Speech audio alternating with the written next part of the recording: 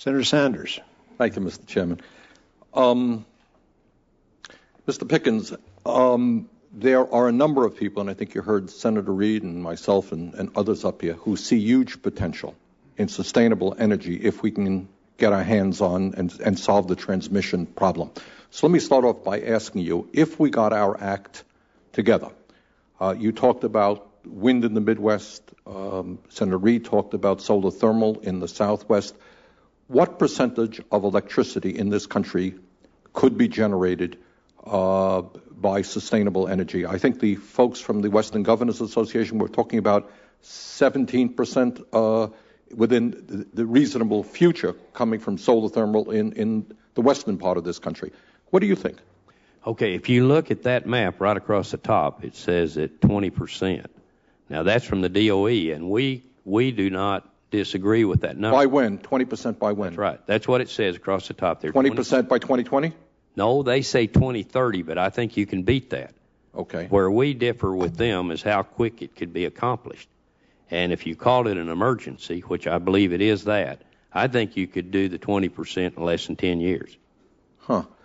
But you've got to do it quick because you have so much outflow of money. Right. You, I know, have been focusing on wind. What do you see the potential of solar? I'm not an authority. I'm pretty good on wind. I'm not that good on solar. I'm real good on oil and gas. But let me tell you that some people really, for me to go to renewables, a geologist who's been in oil and gas his whole life, they're somewhat surprised and astounded but this is where we have to go. But quick answer on solar, it's there. There's no question it's there. Now, it's not as cheap, and those things are going to happen. If you'll give the incentives and tell them this is the direction we want. Just look what the president did for ethanol. The president came out for ethanol, and I mean ethanol happened. It went, and it probably was not the best idea I've ever seen, but anyway, it's All right, let me ask you this. Obviously, we are dealing now with two international crises, that is global warming and the high price of fuel. In terms of wind, which you do know a lot about, how cost competitive is it today with other sources of energy? The wind is it's competitive. I think that the wind is. I'm going to stick my neck out here, but I believe it. When you take coal and bring it up to clean it up and everything else, I think that wind is competitive with coal. So today, not in the future. What you're saying? I'm saying today. Today. This is an extraordinary statement that he's saying today wind is cost competitive or maybe cheaper than coal. Is that what you're saying? I'm saying that, yes. Well, that's it. Let me ask you another thing. You know a little bit about oil, right? About what? Oil. You've heard of oil. I'm ready. All right. Now, it is interesting. Many of our friends, I was on two television shows the other day, and the kind of conservative commentators were saying, the solution is drill, drill, drill. We're going to solve all of our problems if we just drill for all the oil that is in the United States. And I heard you mention several times ago you believe in peak oil. Are we capable of drilling our way out of this crisis? Well, let me take you on a little history. But we peaked in the United States at 10 million barrels a day in 1970. We're now producing 5 million barrels a day. Could we have kept that at 10? There's no way that we had the resources to do that.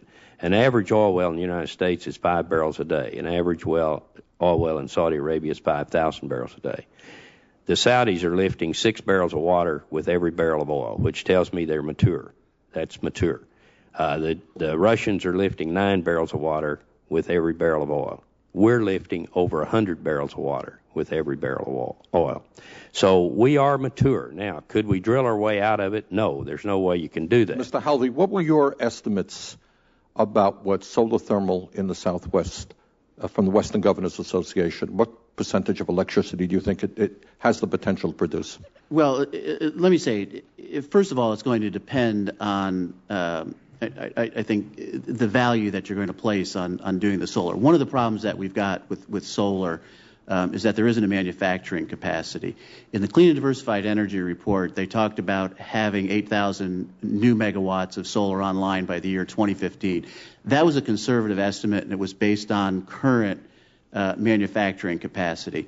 I think if you talk to the people in those industries, what they will tell you is that they will be cost competitive with the cheapest sources of energy if there are incentives, if the manufacturing capacity increases, if they can achieve the kind of economies of scale that would be available. So I think, Senator Reid mentioned there's a tremendous potential.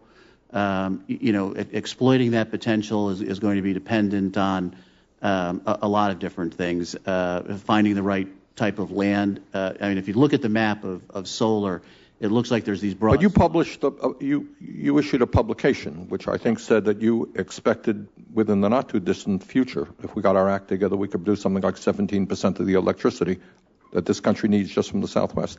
Is that correct? Well, what we said in the Clean Diversified Energy Report was 8,000 megawatts by the year 2015, 8,000 new megawatts by the year 2015.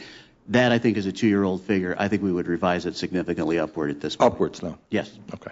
Thank you, Mr. Chairman.